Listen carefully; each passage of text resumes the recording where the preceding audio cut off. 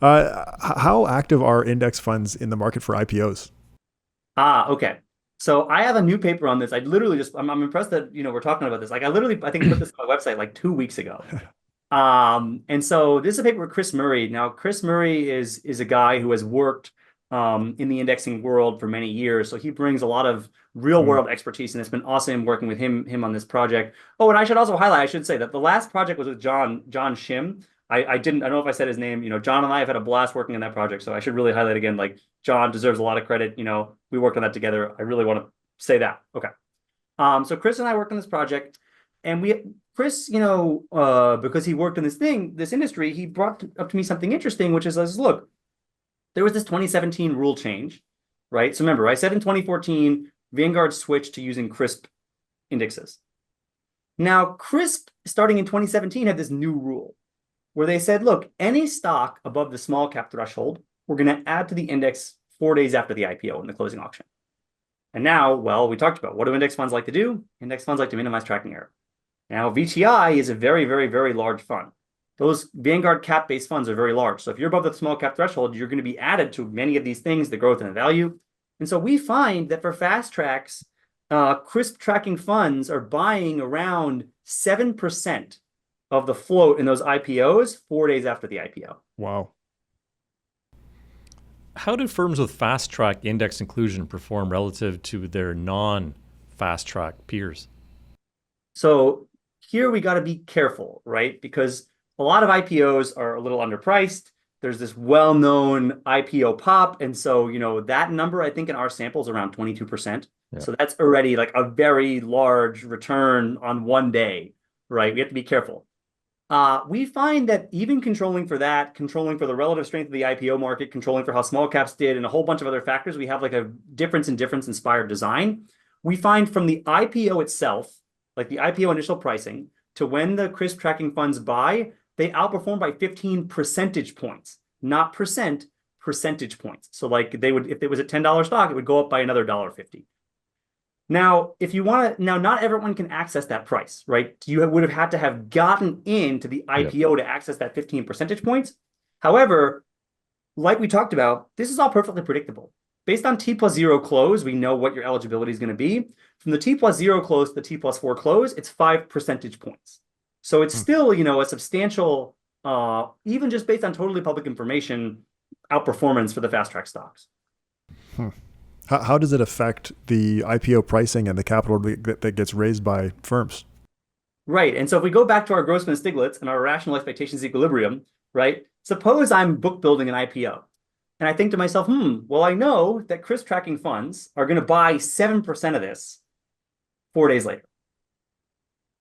And now also suppose I'm an intermediary. I have access to getting to the IPO. I know that I can sell some number of shares in the closing auction on T plus four to these mechanical buyers. Well, then maybe I think, well, I can maybe price the IPO a little bit higher.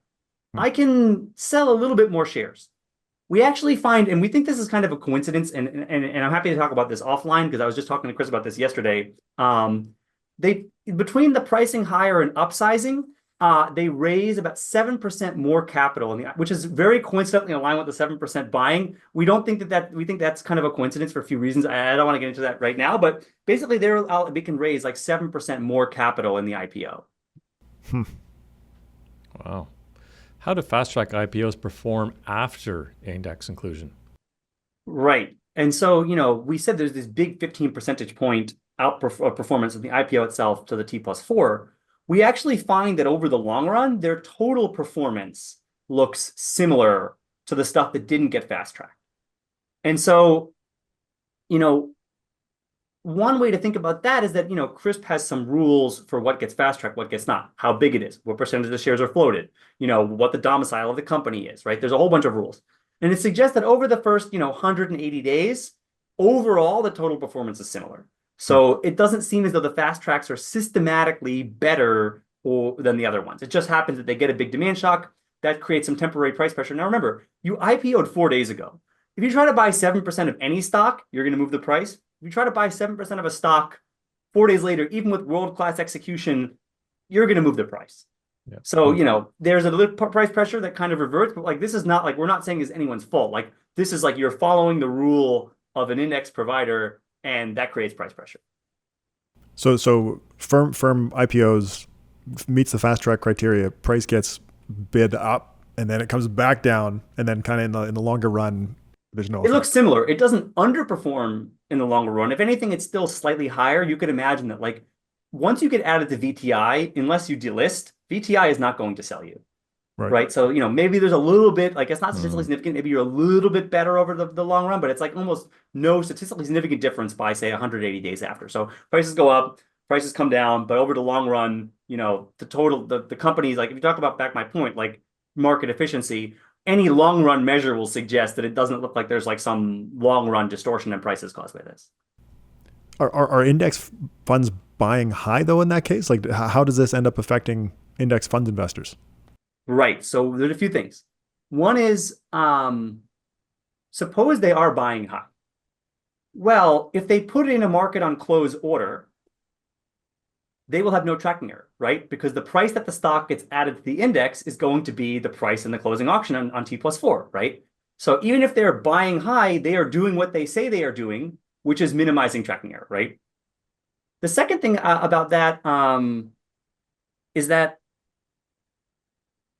you could argue, I guess, that one alternative would be, say, why don't we just let them add it in the IPO, right? Well, then you wouldn't be buying high. That's tricky because you can't add a stock that's not at the public price. So then you might say, well, why don't we just buy later and wait, right? If over the 180 days or 60 days, performance looks similar, why don't we wait? And I think here's the trick, and this is something Chris highlighted to me that's actually really important. There's two problems. Problem one is the bubble in the rug problem, I call, right? You ever had a rug in your house, you're trying to lay the rug perfectly flat, you have a little air bubble, and when you press on the air bubble in the rug, it just comes up somewhere else, right? Yeah. And so if they have to buy 7% of a company 30 days later, that could easily create price impact 30 days later, or going back to my project with Robin, in anticipation of buying 7% 30 days later, prices might slowly drift up ahead of time. Now, suppose they somehow, in a stealth way, were able to acquire the shares. Say they actually got into the IPO, but no one knew about it. Now, here's the problem. T+4 gets added to the index. All the intermediaries who thought the CRSP trackers were going to buy sell in T+4 close. The CRSP trackers are not there because they've already bought their shares.